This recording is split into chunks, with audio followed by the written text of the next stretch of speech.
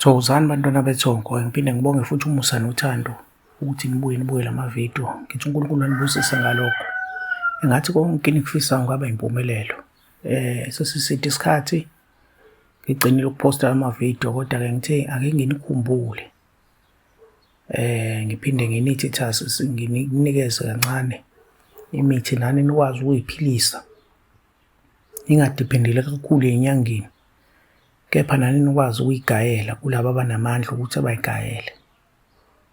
Namhlanje ngizoninikeza-ke umuthi onamandla kakhulu ekuthenini ukwazi ukuthi uzivikele ezitheni zakho, ngoba izitha izona ey'hlupha kakhulu abantu. Ngaphambi kokuthi sifike lapho ekuthenini-ke sikhiphe lo muthi wezitha, engifuna ukusho ukuthi njengoba kuzoqala u-October njengamanje, njengoba ngenza le video uSeptember umhla ka-14, njengoba kuzoqala u-October 2025, iklasi futhi liyaqala kulaba abesalile bathi mkhulu thina sizwanga mawusuthi iklasi liyaqala. Iklasi lizoqala ngo-October. Ukujoyina-ke iklasi leli ukufunda ngemithi kube 1,000 rand ngenyanga, kube iy'nyanga eziwu-12, okuwukuthi ukhipha 1,000 rand njalo ngenyanga, kube iy'nyanga eziwu-12, okuyinkomo yalo ibhuku leli lemithi. Ngoba uma usuke ulidinga nje unenkomo ephelele engango-12,000, uyakwazi ukuthi uzolilanda ulithole nje ibhuku ngaleso sikhathi, ufunde lokho naloko-ke ofisa ukufunda. Bese kuthi-ke nalo ibhuku elisuke linayo imithi yonke phakathi, ikakhulukazi nje ungayidinga ohambweni lakho lokulapha abantu nokuzilapha wena kanye nomndeni wakho. Ake senze njena-ke manje, senzela ukuthi la izitha zingakuboni, zikubone usemfuleni omkhulu. Manje seziyakufuna zikubone uselemfuleni omkhulu osabekayo. Uzokwenza kanjena-ke la, ngifuna ukuthi uhambe uyogumba umgodi eduze nesiziba esikhulu esisabekayo. Ngifuna uhambe uyogumba umgodi lapho, bese ungifakela i-black label phakathi, ubhiya loyo, i-black label uzofaka lapho, ungawuvulile noma ungawuvuli, ufake lapho esizibeni la esisabekayo. Ufike ugubha umgodi wena eceleni kwaso isiziba, ufake i-black label phakathi. Uzokwenza kanjena-ke manje, thatha la makhubalo, ngifuna ukuthi ugezele phezu kwale black label-ke la eceleni kwesiziba lesi esisabekayo. Ngifuna-ke uthathe la makhubalo, unkungweni, ilabatheka, vimba ukhalo, bese wenza njena-ke. La makhubalo lawa sengiwabalile ngasenhla, ngithe unkungweni, ngathi ilabatheka, uvimba ukhalo, iwona uzogeza ngawo la, ugezele phezu kwale black label. Bese uthatha lana-ke, ngifuna ukuthi ugcabe ume phezu kwale black label noma kwalo mgodi lo ufake kuwona u-black label.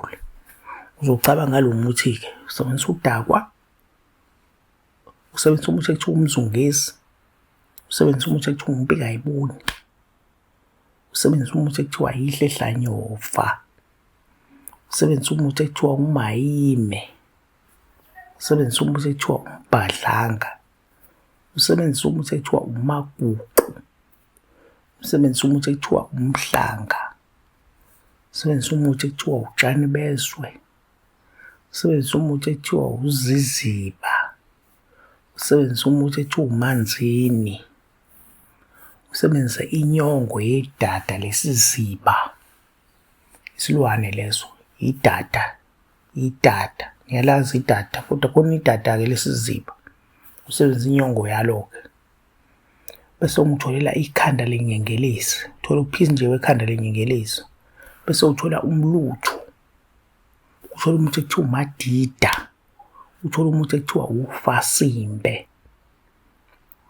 Bese uyayigaya-ke le mithi, ugaya uhlanganise konke nenyongo yedada, uhlanganise kube sampuphu impela ecoyisisekile, saflawa impela. Makukhona amaganga omshini ngakini ungabathola bakugayele ngomshini. noma uma ukuthi unesefo nje isincane ulokhu ugaya impela uzokhipha impuphu impela e-safflower, ngoba umuthi ungena kahle emzimbeni noma ungena kahle la usuwucabe khona uma ngabe usukuyinhla eyincane. Uma uyinhla eyikhulu uyavuthuluka nje uwele phansi. Ngifuna wenze njena-ke manje la ugcabe ukhakhayi, ucabe naseqolo kuphela.